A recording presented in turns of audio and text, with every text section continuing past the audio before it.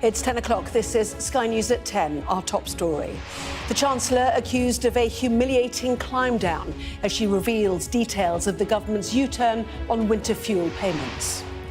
Donald Trump hits back at California's governor, who says he is suing the president for deploying the National Guard in Los Angeles. Ditch the throne! Ditch the throne! Greta Thunberg is among activists detained by Israel after attempting to reach Gaza on an aid boat. A coroner reveals the missed chances to save an autistic teenager who took her own life after being radicalized by white supremacists. Plus, who's the target? My clients need to know if you think it's possible. It'll cost. 100 million is a big ask. tributes to the Day of the Jackal author Frederick Forsyth, who has died at the age of 86. And we'll take a first look at tomorrow's front pages. That's in our press preview from 10:30 right through to midnight.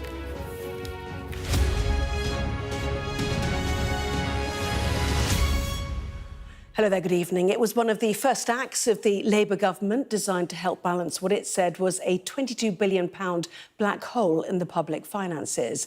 But limiting the winter fuel payment to only those who claim pension credit has been a real thorn in the side for Labour. And today, the Chancellor announced the details of a major U-turn, with more pensioners set to receive the benefit this year. Well, the Chancellor says that 9 million people will now be eligible. The payment, worth up to £300, will be given to pensioners with an income below £35,000 a year. The Treasury projects that the new arrangement will cost £1.25 billion, but it's not yet clear how it will be funded, as our Deputy Political Editor, Sam Coates, reports. Just less than a year ago, the Chancellor walked into the biggest, most difficult decision of her career: cutting winter fuel payments for most pensioners. On the day, she told me why it had to be done. It's not an easy decision to announce that winter fuel payment would only go to people receiving pensioner credit, but it is the right decision in the circumstances in which we find ourselves. Fast forward to May, and it was that decision blamed for a dreadful night in the local elections.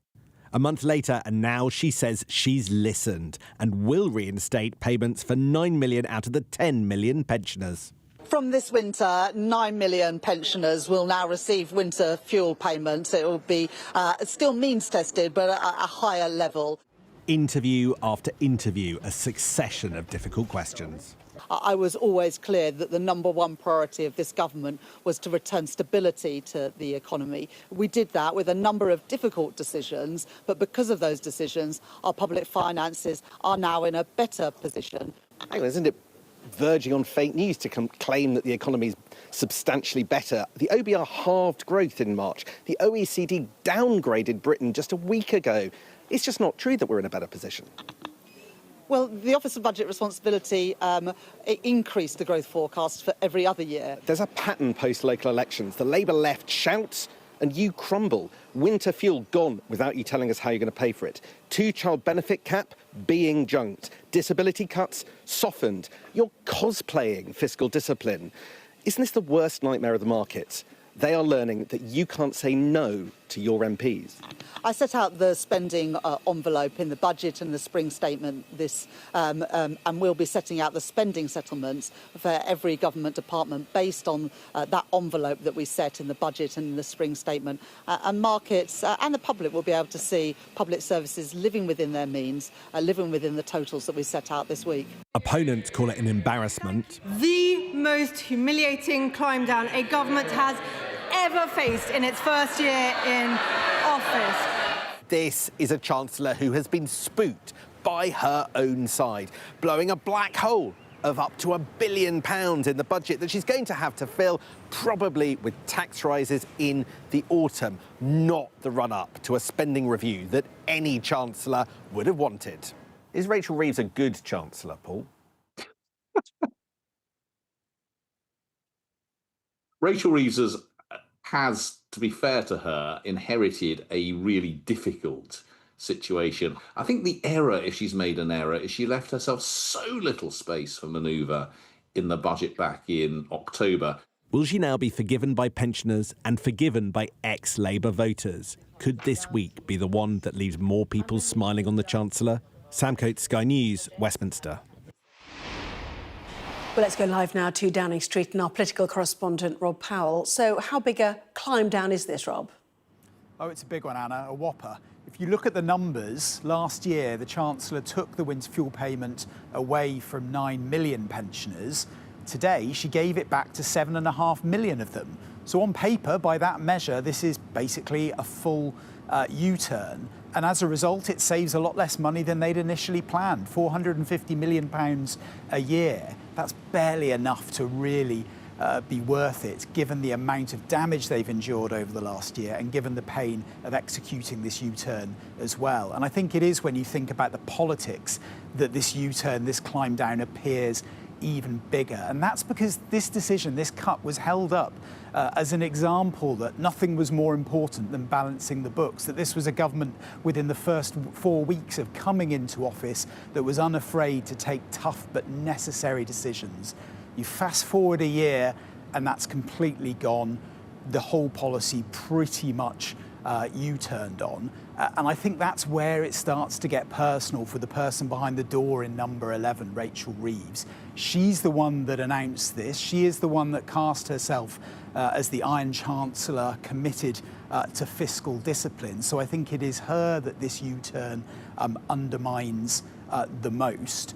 And it comes, as Sam was saying, at the beginning of a really big week for Rachel Reeves as well. On Wednesday, she will unveil the spending review. We will hear a lot about infrastructure projects, a lot of money being spent to build a lot of stuff. What we won't hear is how this U-turn will be paid for. For that, we will have to wait until the autumn budget. And I think the fact that it is unfunded makes the damage done to the Chancellor even greater. There have been fraught negotiations going on between departments and the Treasury in the run-up to that spending review, though. Every cabinet minister trying to extract as many pounds as possible out of the Chancellor. I think evidence of that is that the very last department to settle with the Treasury only did it earlier today. Now, that's the Home Office. Yvette Cooper clearly holding out as long as she felt was possible to try and get the best possible deal. A lot of lobbying coming in from police chiefs in the last couple of weeks to try and get bigger increases to the budgets. We will find out how she did and how her cabinet colleagues did in a couple of days' time. Indeed, so plenty of coverage then. Rob, at number 11, thank you. To America now, and Donald Trump claimed tonight that Los Angeles would have been completely obliterated if he'd not sent in America's reserve force to deal with protests over immigration raids. But the US president is now being sued by California's governor, who says the decision to deploy the US National Guard was an outrageous overreach. Our US correspondent Martha Kellner reports now from Los Angeles. This is a city scarred by days of protest. In the heart of LA's downtown, inflamed tension and acts of violence. City Hall, the seat of local government, is just a few streets away. The Mexican flag has become a symbol of protest against deportations, anger directed at ICE, the Immigration and Customs Enforcement Agency, after a series of raids. This is where Donald Trump's immigration policies have ended up, almost 5 months into his presidency. Pandemonium and lawlessness on the streets of one of America's biggest cities. Protests were initially sparked by raids on workplaces across LA, a search to round up illegal immigrants. But here you see the arrest of David Huerta, a local Labour union leader who ICE say was interfering with their work. We're here to say free David Huerta! A peaceful demonstration today calling for his release. But the previous night, a different story, as violence and vandalism broke out across LA. This seemed to change the tide, the deployment of the National Guard at the behest of the president. Projectiles are being thrown at the police officers, and in turn, they're deploying these rubber bullets and tear gas California Governor Gavin Newsom says that this chaos is exactly what President Trump wants. Newsom argued the president breached state sovereignty by ordering troops here against his wishes. Trump described LA as an invaded and occupied city. He's an incompetent governor. Look at the job he's doing in California. He's destroying one of our great states. And if I didn't get involved, if we didn't bring the Guard in, and we would bring more in if we needed it, because we have to make sure there's going to be law and order. You had a disaster happening. Politicians on both sides of the aisle condemned the disorder. This woman was one of a number arrested. Why are you here today? Because a lot of my people are getting taken away. We've lived here all our lives, and it's like, how are you going to send us back to a place where we don't even know? You told us to come here for opportunity. We came, and it's like, I don't know, what do we do from here? They shot me in the leg with a rubber bullet. They hit me in the head. If you can see under my hair, there's bruising. This is the most significant pushback yet against Donald Trump's immigration policy. One of the key arteries of this city, the main road in downtown Los Angeles, completely closed as police encircle protesters. The president said that any violence which impeded officials would be treated as a form of rebellion. The White House crackdown on immigration has definitely been divisive. The fight back here clearly bringing some together. Well, Martha joins us live now from Los Angeles. And I know, Martha, you've had confirmation in the last couple of minutes that the Marines are now to be drafted in to support the US National Guard. Yeah, that's right, Anna. There's already been a huge amount of controversy about Donald Trump's decision to deploy these troops, the National Guard, onto the streets of Los Angeles.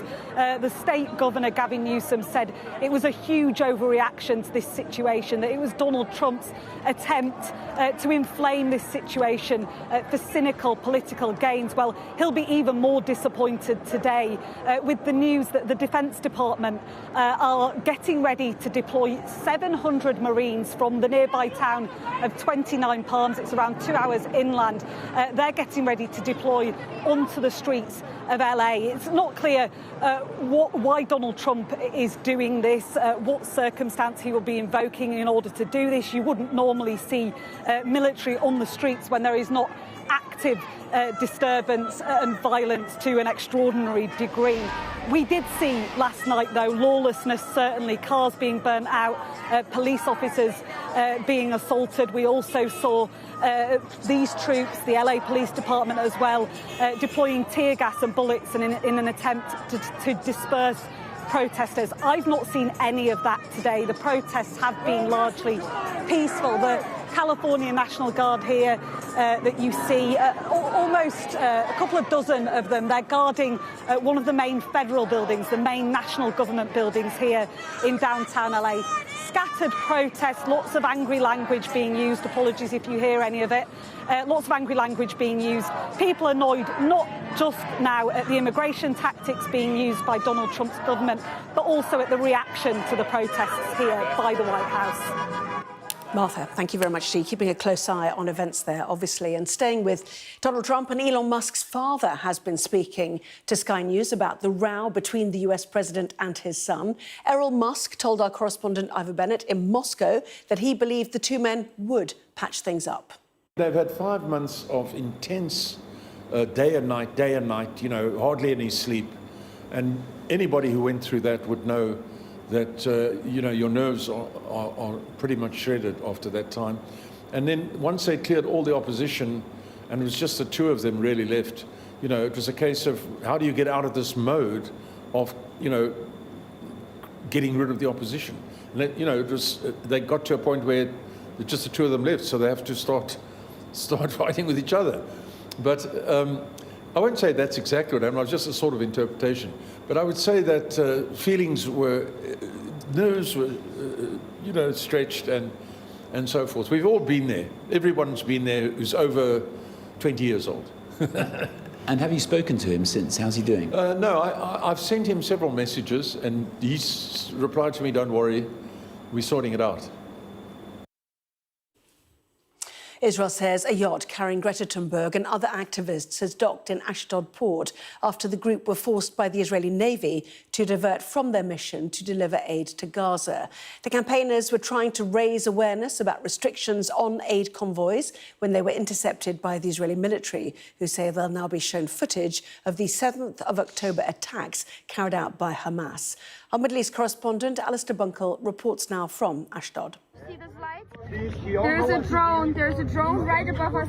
Israeli special forces surrounded and boarded the Madeleine around 3 a.m. on Monday morning as it approached the coast of Gaza.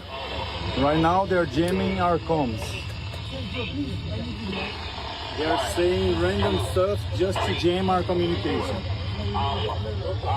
They are doing this so that we cannot get help. The activists have claimed that the yacht was still in international waters at the time and that the Israeli operation was illegal. Ditch the phone! Ditch the phone! Ditch the phone! Yes. Phones in the water, please! One of the last images broadcast by the activists showed them throwing their phones in the water and wearing life jackets, seated and with their hands in the air. And Greta Thunberg pre-recorded this statement in the event that the boat was boarded. I urge all my friends, family and comrades to put pressure on the Swedish government to release me and the others as soon as possible. The Israeli government released video of soldiers handing water and sandwiches to the 12 activists on board. The atmosphere appeared calm and under control. The yacht and the activists were towed to here, Ashdod port, handed over from the military to the Israeli police. Israel has described the boat as the selfie yacht and criticised the activists for carrying out a publicity stunt to raise their own profiles. Greta was not bringing aid, she was bringing herself. And she's not here for Gaza, let's be blunt about it. She's here for Greta, poor Greta. She's been alienated. She's alienated half of the world with this crying wolf, and now she's looking for her next bandwagon. This was a PR stunt, sailing under the flag of moral vanity. Hamas released a statement praising the activists on board the Madeleine and demanding their immediate release. Most European governments have remained quiet as the situation has played out. In Gaza, the humanitarian crisis is worsening as aid struggles to get in and there is daily violence close to the distribution points. Ya Allah, Ya Allah. 6 Palestinians were said to have been killed today as they waited for food. Reports from Gaza say that a local militia, armed by Israel, opened fire and then retreated into IDF-controlled areas. The desperation for food is now leading towards a total breakdown of security. Alistair Bunkle, Sky News, in Ashdod. The inquest into the death of an autistic girl who took her own life after she was investigated for terrorism offences has revealed details of how she was radicalised. Rhiannon Rudd was groomed by 2 American white supremacists, one of whom was her mother's boyfriend. She died in a children's home after her mother reported her for claiming she wanted to blow up a synagogue. Well, today, a coroner listed missed chances to save Rhiannon. A warning: this report from our home editor, Jason Farrell, contains references to suicide and other details which you may find distressing. Rhiannon Rudd was funny, quirky, but troubled. She was the youngest girl to be charged for terrorism offences in the UK, aged 15, and later took her own life. Her autism made her impressionable, and during lockdown she met the wrong guy online. Being on the computer for so long and being autistic, she was just like a sponge, Whatever somebody was telling her, she would believe it. Even if it was a cartoon, she would watch it and go, oh my gosh, is that real? I could hear her talking to people on there, but I'd say, who are you talking to? Oh, I'm just so-and-so from school. When in fact, when I found out, it wasn't at all. She just told me that this guy, Chris, had left her and she was totally in love with him. And a couple of days after that, she came down and told me that she downloaded a bomb manual, and I was just like, oh my gosh, what have you been doing? Chris Cook was an American white supremacist who would later be charged in the US for plotting to blow up power stations. The coroner said his influence in radicalising Rhiannon was significant. After meeting him online, she became obsessed with Hitler, gouged a swastika into her forehead and told her mother she wanted to blow up a synagogue. Cook's lawyer in Ohio says his client said he was in an online relationship with Rhiannon. The suggestion is that he radicalized her. Do you see it that way? I really don't know what they were talking about. My understanding from him is that it was her stepfather that was really involved in radicalizing her. And it was that common background that brought them together. But, I think ultimately she found him because of the stepfather. The so-called stepfather was Rhiannon's mother's boyfriend, Dax Maliburn, who she befriended through a US prison pen pal scheme. They've since broken up. The inquest into Rhiannon's suicide looked at what happened after her mother referred her to Prevent. I thought putting her in a de-radicalisation programme, it would have been a fairly easy undo brain pick, if you like. But it wasn't until the police all started turning up, wanting a computer, wanting this, that I suddenly thought, hang on a minute, this is a lot deeper than I actually believed it at first. Her mother says the authorities failed to recognise her vulnerabilities, that she was a victim of exploitation. Instead, she says counter-terrorism police were heavy-handed. There was 19 police officers to arrest a 5'1", 14-year-old who weighs 7 stone. There was just, there was over the top. The coroner found both the MI5 and counter-terrorism police investigations were proportionate and appropriate. She said a difficult balance had to be struck between recognising Rhiannon's vulnerabilities and protecting the public. This ruling found there were failings in Rhiannon's access to mental health support and by police not referring her to the modern slavery programme. But another clear lesson was that extremists will exploit vulnerable children without care for the risk to society or the child themselves. Jason Farrell, Sky News. And if you've been affected by that report, you can contact the Samaritans at any time on 116 123 or email joe@samaritans.org. A 14-year-old boy stabbed to death in Manchester has been named as Ibrahim Asek. His family say he was funny, caring and hardworking. He was found by emergency services in New Moston yesterday after reports of a serious assault. 2 teenagers have been arrested on suspicion of murder. A plastic surgeon who tried to murder his former boss has been jailed for life with a minimum term of 22 years. Peter Brooks stabbed Graham Perks after trying to set fire to his house in Nottinghamshire in January 2021. The court heard that Mr. Perks had given evidence against Brooks at an earlier disciplinary hearing.